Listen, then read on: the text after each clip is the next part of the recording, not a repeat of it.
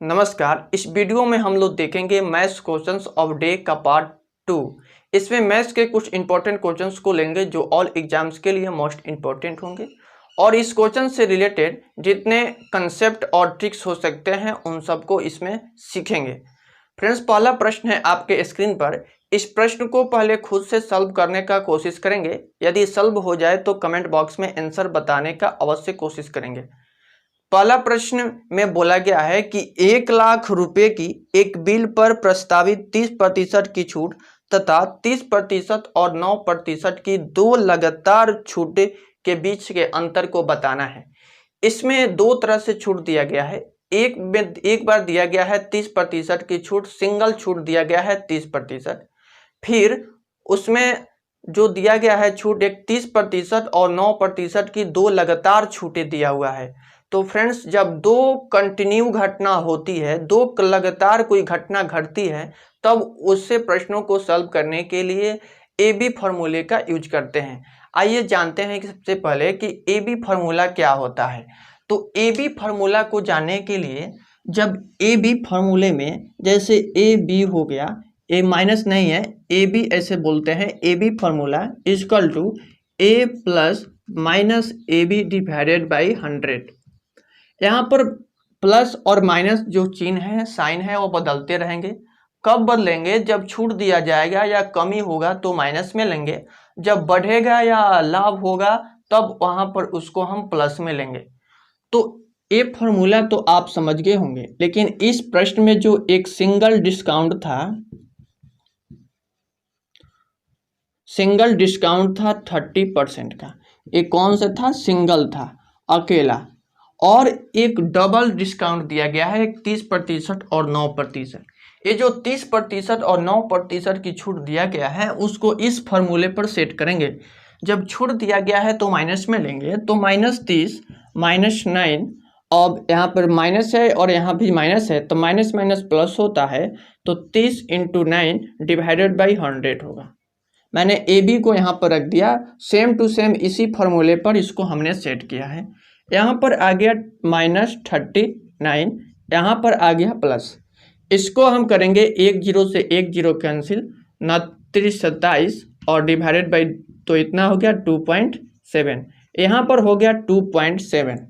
अब इसको हम माइनस करते हैं तो आ जाएगा 36.3। अब इसमें और इसमें इन दोनों का अंतर पूछा गया है। सबसे पहले परसेंटेज को, जब तक परसेंटेज में अंतर नहीं पता करेंगे तब तक रुपये में अंतर नहीं निकाल सकते हैं। तो इसमें से इसको माइनस करेंगे, जब इसमें से इसको माइनस करेंगे तो 6.3% आ जाएगा। ये सब परसेंटेज में है, ये सारे परसेंटेज में इतना परसेंट आ गया। अब जो टोटल रुपया था वो था 1 लाख रुपया।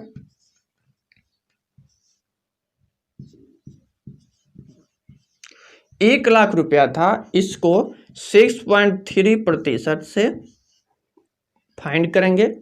तब यहाँ पर 1 0 और हटेगा तो एक और आएगा, 1 2 3 0, 1 2 3 0 कैंसिल हो गया। अब यहाँ पर इसमें और इसमें गुना करेंगे तो 6300 रुपया आ गया। ये 6300 रुपया जो आया यही हमारा राइट आंसर है और यही हमसे पूछा गया था। हम आशा करते हैं कि यह प्रश्न आप समझ पा रहे होंगे। यदि फिर भी आपको कोई भी प्रॉब्लम हो तो कमेंट बॉक्स में अवश्य टाइप करेंगे, हम उस प्रॉब्लम को सॉल्व करने का कोशिश करेंगे। फ्रेंड्स, नेक्स्ट प्रश्न है 2 नंबर। 2 नंबर आपके स्क्रीन पर प्रश्न है। एक व्यापारी अपने वस्तुओं का क्रय मूल्य से 10% अधिक मूल्य अंकित कर देता है। वह अपने ग्राहकों को अंकित जो मूल्य किया है उस पर 10% की छूट देता है, तब वह कितना लाभ या हानि अर्जित करता होगा, यही हमको बताना है। इसमें पहले क्या करता है कि 10% को बढ़ा देता है, फिर 10% की छूट देता है, उसी पर छूट दे रहा है, इसलिए यह भी दो कंटिन्यूड घटना का केस हुआ। तो इसको भी ए बी फार्मूला से सॉल्व करेंगे। कैसे? एक बार क्या किया है, बढ़ा दिया है, अधिक कर दिया है, तो उसको प्लस में रखेंगे। फिर उसमें छूट दे रहा है तो छूट को माइनस में लेंगे। अब यहाँ प्लस है माइनस है, तो प्लस माइनस क्या होता है, यहाँ पर माइनस होगा, तो 10 × 10 डिवाइडेड बाई 100 हो जाएगा। इनसे ये पूरे के पूरे कैंसिल हो गया। अब इधर बचा कितना, तो 1 बचा, -1 बचा, तो इसको -1% तो आया, लेकिन ये -1% जो आया है तो माइनस क्या सूचित कर रहा है कि घाटा लगा है, लॉस को सूचित करता है माइनस। तो 1 की लॉस हुआ है, 1% की इसको लॉस हुआ है।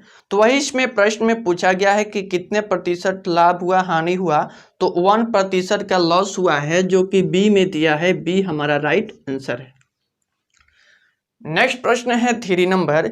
इस प्रश्न में बोला गया है एक व्यापारी अपनी वस्तुओं पर क्रय मूल्य से 20% ऊपर अंकित करता है, वह अपने ग्राहकों को अंकित मूल्य पर 8% की छूट देता है, उसके लाभ का प्रतिशत बतानी है कि उसके लाभ की प्रतिशत क्या होगी। इस प्रश्न को भी हमें ए बी फार्मूला से ही सॉल्व करना होगा, क्योंकि इसमें सबसे पहले क्रय मूल्य से 20% ऊपर अंकित करता है, 20% बढ़ा देता है, फिर अपने ग्राहकों को अंकित मूल्य पर ही 10% की छूट देता है।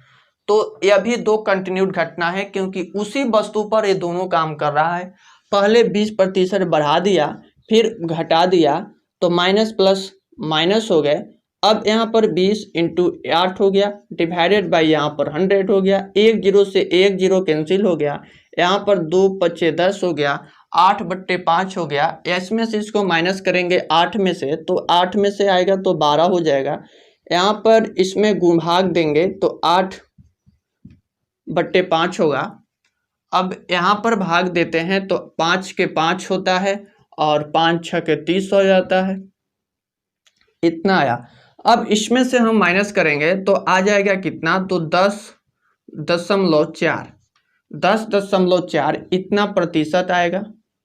इतने प्रतिशत की इसमें प्रॉफिट हुआ है, क्योंकि यह प्लस में आया है।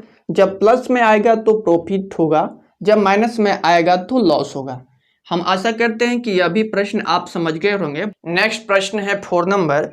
एक वस्तु के अंकित मूल्य पर ग्राहक को 2.5% की छूट दी जाती है। एक व्यक्ति ने वस्तु को 39 रुपया में खरीदा, तो वस्तु का अंकित मूल्य कितना था वो बताना है। सबसे पहले उसको छूट जो दी जा रही है 2 सही 1/2%।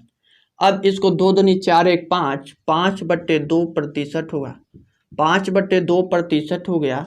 इस कहाँ से परसेंटेज हटाने के लिए हम 100 से भाग देना होगा, तो 5 आगुने 100 हो गया। यहाँ पर इसको करते हैं तो 5 दूनी के 10 आता है, तो 20 दूनी 40, 1/40 आता है, 1/40। तो ये जो 40 आया है यह ओरिजिनल प्राइस है,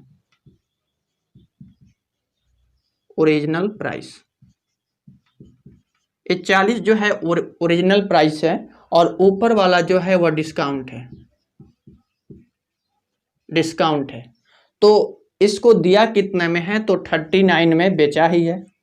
तो वहाँ पर ओरिजिनल प्राइस हमको मालूम करना था, जो कि हम पता कर लिए कि उस पर अंकित मूल्य कितना था। उसका अंकित मूल्य कितना था, तो 40 रुपये था उसका अंकित मूल्य। तो 40 रुपया ही हमारा राइट आंसर है, जो कि दिया हुआ है सी में। सी हमारा राइट आंसर है। यहाँ पर 39 में बेचा था, 1 की डिस्काउंट दिया था, तब वहाँ पर जो ओरिजिनल प्राइस हो गया वह 40 रुपया हो गया, जो कि राइट आंसर हुआ। नेक्स्ट प्रश्न है 5 नंबर। यह प्रश्न भी काफ़ी इंपॉर्टेंट है। एक वस्तु का मुद्रित मूल्य 900 रुपया है, लेकिन खुदरा विक्रेता 40% की छूट प्राप्त करता है, तो वह वस्तु को 900 रुपये में बेचता है, तो खुदरा विक्रेता का लाभ कितना होगा। काफ़ी आसान प्रश्न है, थोड़ा सा कॉमन सेंस लगाएंगे ये क्वेश्चन बन जाएगा।